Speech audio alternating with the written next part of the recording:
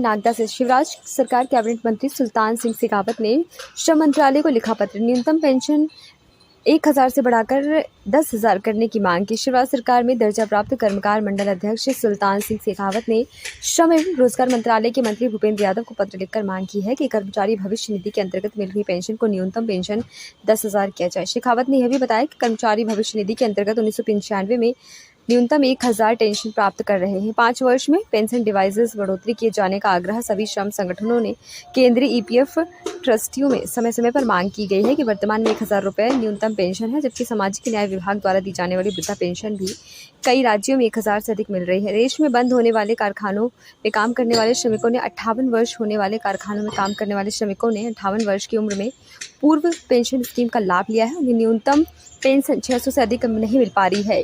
इन्हीं भी सबके साथ सामान्य रूप से पेंशन स्कीम के अंतर्गत जोड़ा जाए। शेखावत ने यह भी कहा कि माननीय उच्चतम न्यायालय द्वारा पेंशन के संबंध में दिए गए निर्णय के प्रकार में स्पष्ट नोटिफिकेशन विभाग द्वारा जारी किया जाना चाहिए। मजदूर साथियों, पेंशन भोगी भाइयों और बहनों, कल माननीय केंद्रीय मंत्री भूपेंद्र जी यादव का, जो श्रम मंत्री है, श्रम वन पर्यावरण मंत्री हैं, उनका प्रवास भोपाल में हुआ था।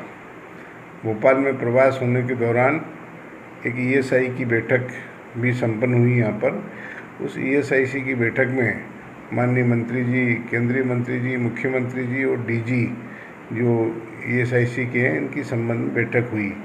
भोपाल अस्पताल के संबंध में, पीथमपुर अस्पताल के संबंध में और नागदा के अस्पताल के संबंध में विस्तार से चर्चा हुई।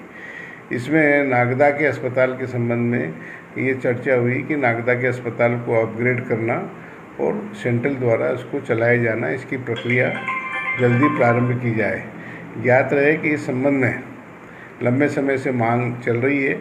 हमारे सांसद अनिल फिरोजिया जी ने भी इस संबंध में समय समय पर मांग की है। मैं आपके माध्यम से यही कह सकता हूँ कि आने वाले समय में नागदा का ईएसआई अस्पताल अपग्रेड होकर के अच्छा अस्पताल होगा, जिससे वहाँ के सभी मजदूर साथियों को उसका लाभ मिलेगा।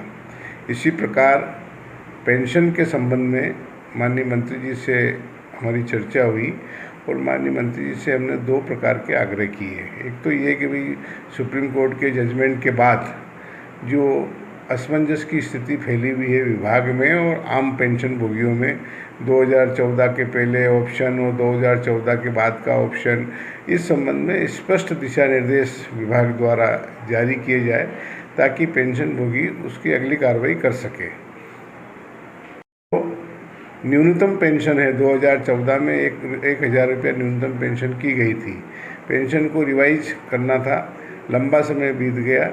इस संबंध में केंद्रीय जितने भी ट्रस्टी हैं ईपीएफ, वो ट्रस्टियों ने भी मांग की है, केंद्रीय श्रम संगठनों ने भी मांग की है, सदन में लोकसभा और राज्यसभा में भी इसकी मांग हुई है। इस संबंध में हमने निवेदन किया है कि भाई न्यूनतम पेंशन 10,000 रुपया की जावे और इसके साथ ही साथ अगर 10,000 रुपये नहीं होती है तो 5,000 रुपया पेंशन और उसको डीए के साथ में लिंक किया जाए। इस संबंध में माननीय मंत्री जी ने विचार करने का आश्वासन दिया है। आने वाले समय में इस संबंध में कोई अच्छा परिणाम आने की संभावना है। इस प्रकार हम पेंशन भोगियों को भी आश्वस्त करते हैं कि आने वाले समय में ज़रूरत पड़ेगी तो केंद्रीय मंत्री जी से और ईएसआई कॉरपोरेशन, ईपीएफ के अधिकारियों से और ईएसआई के अधिकारियों से मिलकर के ईएसआई के अस्पताल के संबंध में और पेंशन के संबंध में दिल्ली जाकर के भी चर्चा करेंगे और इसका समुचित समाधान निकले, इस प्रकार का प्रयास करेंगे। धन्यवाद।